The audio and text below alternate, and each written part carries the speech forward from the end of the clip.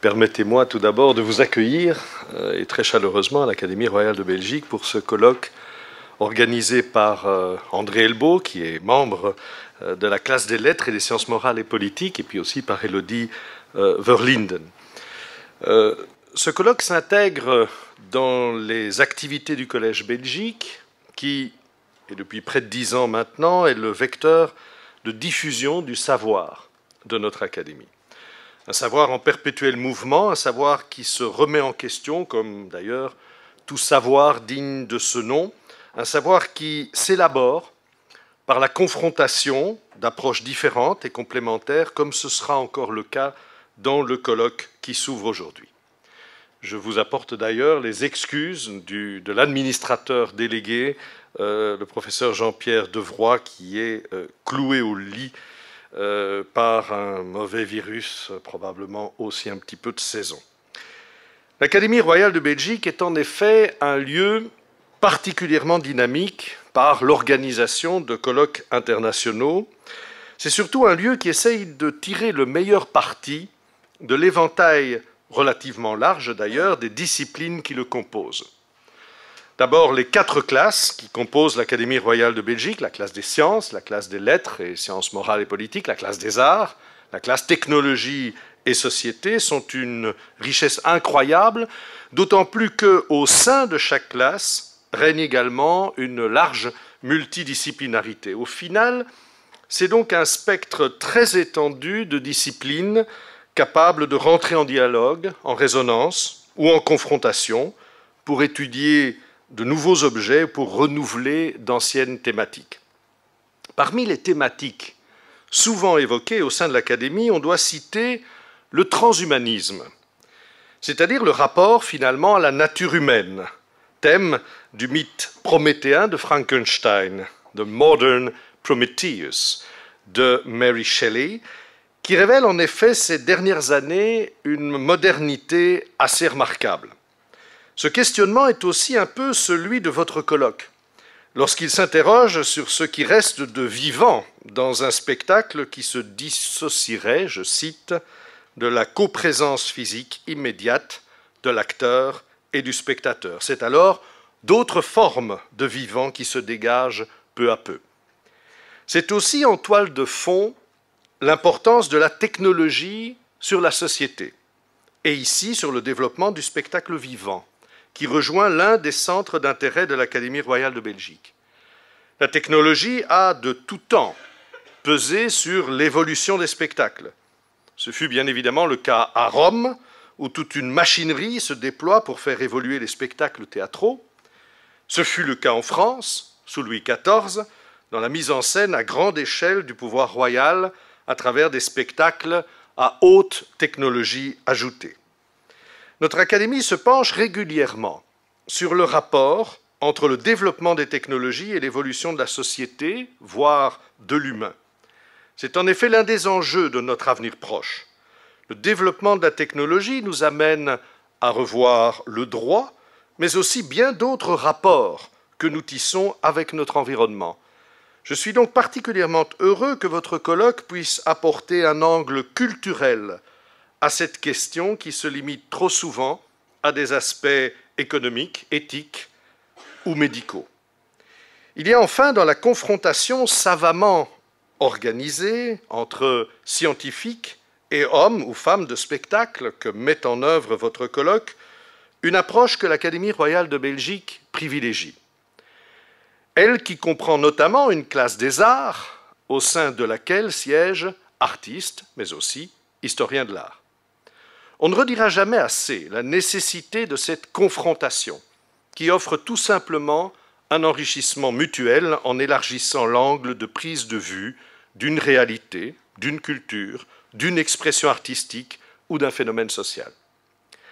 La question du corps était encore d'une actualité brûlante ce lundi 5 mars, à quelques centaines de mètres d'ici, dans un autre palais avec lequel nous entretenons de fréquentes collaborations, Beaux-Arts. Ce lundi, une conférence TEDx avait pour titre « A Brave New World ».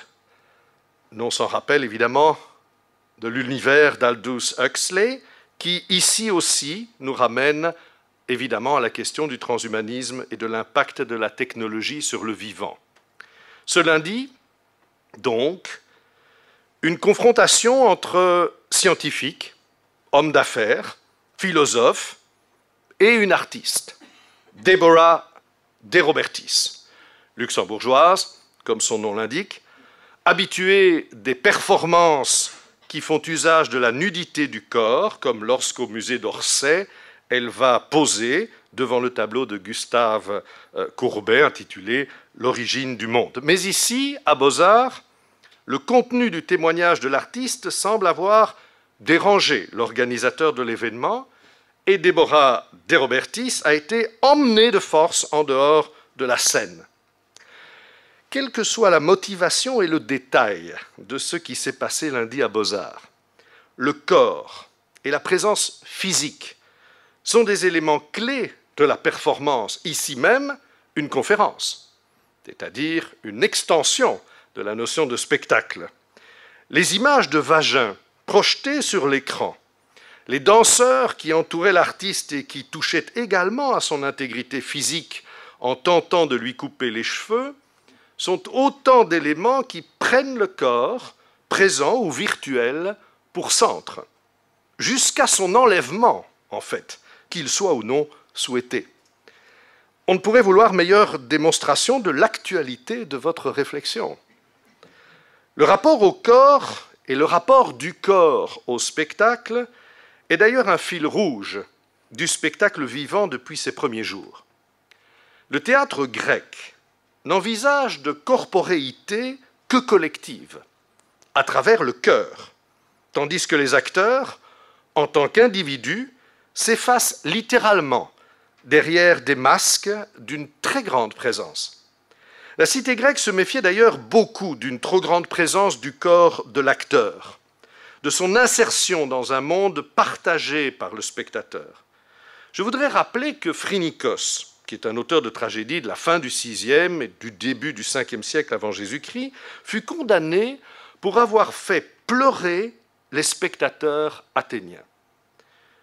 Je voudrais aussi rappeler que si les riches Athéniens pouvaient payer la production d'un chœur théâtral, le salaire des acteurs, quant à lui, était toujours pris en charge par la cité, c'est-à-dire par la collectivité, pour éviter que l'on assimile un acteur à un personnage influent de la cité. L'acteur est donc peu physique dans la tragédie grecque, et c'est d'autant plus marquant que dans cette société, le corps et la nudité sont des repères essentiels. Mais le corps n'est mis en scène que dans le gymnase, pas dans la représentation théâtrale, peut-être en raison de son origine religieuse qui en fait davantage un récit, une représentation au sens propre, située d'ailleurs dans un temps distinct, mythique, bien plus qu'une évocation physique du réel et du temps présent. Ce n'est assurément pas un art de la présence, sauf peut-être, comme je le disais, dans le jeu du cœur, qui n'en tranche que d'autant plus avec celui des acteurs.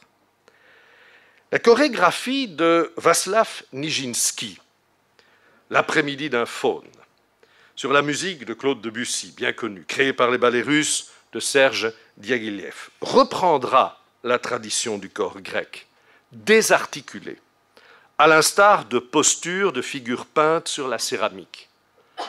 Le masque est ici remplacé par les costumes, ceux de Léon Bakst, et le maquillage. Les corps sont ici littéralement cassés, ce qui implique d'ailleurs de grandes difficultés pour les danseurs, dans une volonté de s'écarter de l'harmonie de l'enchaînement des chorégraphies classiques qui faisaient au corps une part belle et une présence réelle. Les postures de Nijinsky sont déjà une manière de dématérialisation du corps. Nous ne sommes peut-être pas si loin d'une forme de réalité augmentée, pas très loin finalement de l'hologramme. Voilà donc une thématique qui s'inscrit dans l'histoire longue du spectacle vivant, sans perdre le moins du monde de son actualité et qui s'intègre admirablement dans les problématiques globales qui retiennent l'attention de l'Académie royale de Belgique, tout autant que dans ses approches multidisciplinaires. Je ne peux donc que m'en réjouir. Permettez-moi de conclure en remerciant très chaleureusement les organisateurs de ce colloque, vous toutes et tous qui y participez, ainsi que l'équipe du Collège Belgique qui s'est mobilisée depuis plusieurs semaines pour la logistique de cette manifestation.